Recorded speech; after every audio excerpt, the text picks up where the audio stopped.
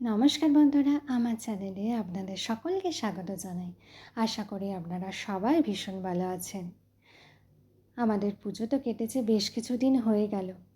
ভাবছিলাম ভিডিওগুলো আপনাদের সাথে শেয়ার করব। তার আর সময় করে উঠতে পারছিলাম না। তো আজ যখন সময় পেয়েছি, ভাবলাম আপনাদের সাথে শেয়ার করেই ফেলি। মা দুর্গা মর্তে বিরাজ করেন বসন্তকালে মা বাসন্তী রূপে। আর আমাদের মা বাসন্তী দেবী আমাদের কুলদেবী। বছরের পর বছর ধরে খুব ধুমধামের সহিত মাকে আনা হয়, আর তার সাথে খুব সুন্দরভাবে পূজা অর্চনা করা হয়। এই 5টা দিন যে কী ব্যস্ততার সাথে কেটে যায় নিজেই বুঝতে পারি না। সকাল থেকে রাত, আর রাত্রেবেলা শোয়ার পরও ভাবতে হয় যে পরের দিন ভোর ভোর উঠতে হবে, কাজকর্মগুলো তাড়াতাড়ি কমপ্লিট করে মন্দিরে যেতে হবে, অঞ্জলি দিতে হবে, এই সব আর কি চলতেই থাকে। তো ভেবেছিলাম 5টা দিনের ভিডিও আলাদা আলাদা করে আপনাদের সাথে শেয়ার করব, কিন্তু তার হলো কই, নিজেদের বাড়ির পুজো বলে কথা। অষ্টমীর দিন বেশ সকাল সকালই রান্নাগুলো কমপ্লিট হয়ে গিয়েছিল। 9টা সাড়ে 9টার মধ্যে সব রান্না কমপ্লিট করে ফেলেছিলাম। ভোর ভোর উঠেছিলাম তো, আর আগের দিন তো সমস্ত কিছু জোগাড় ছিল, আর জোগাড় থাকলে তো রান্না করতে বেশিক্ষণ সময় লাগে না। অঞ্জলি দেওয়ার পর মাকে বলেছিলাম একটা ভিডিও তুলে দাও তো আমাদের, আর এই ভিডিওটা মাই করে দিয়েছিলেন। এই কটা দিনই বাড়ির মানুষগুলোর সাথে, পাড়ার মানুষগুলোর সাথে, যাদের সাথে দেখা হয় না বছরের অন্যান্য সময়, সবার সাথে দেখা হয়। যতই কষ্ট হোক না কেন, যতই ব্যস্ততা থাকুক না কেন, ওই সন্ধ্যের পর গিয়ে সবার সাথে হাহাহিহি, গল্প আড্ডা, সেটা একটা আলাদাই। গোটা বছরের রসদ বোধহয় ওখান থেকেই তৈরি হয়ে যায়। আর অষ্টমীর দিনে রান্না করেছিলাম লুচি, লম্বা করে বেগুন ভাজা, তার সাথে আলুর দম, ঘুগনি আর মিষ্টি আর সন্দেশ।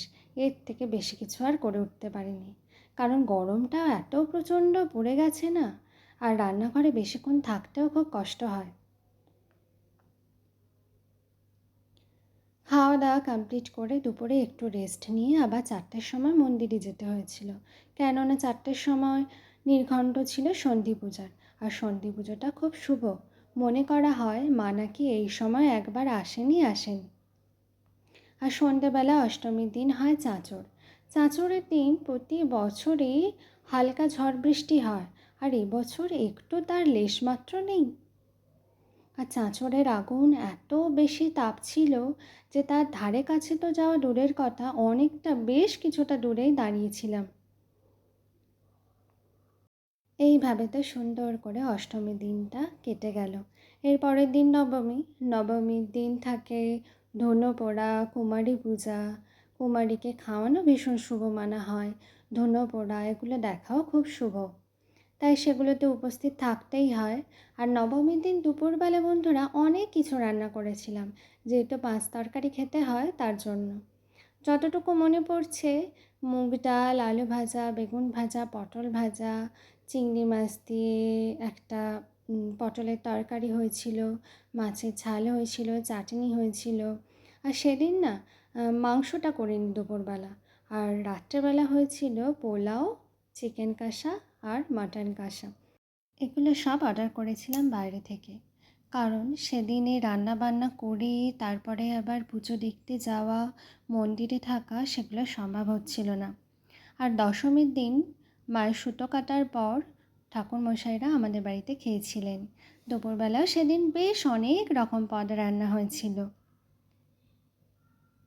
সব মিলিয়ে দিনগুলো বেশ সুন্দর করে কাটছিল।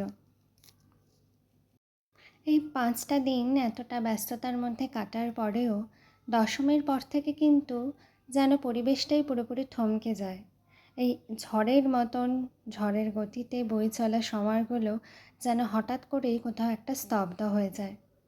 সব কিছুর মধ্যে ভীষণভাবে আনন্দ করেছি, আর এই আনন্দগুলো গোটা বছরের রসদ জোগায় ভালো থাকার। ঠিক যেমন দুর্গাপুজোর পর যে সময়টা আমাদের কাটে, ঠিক সেই রকম।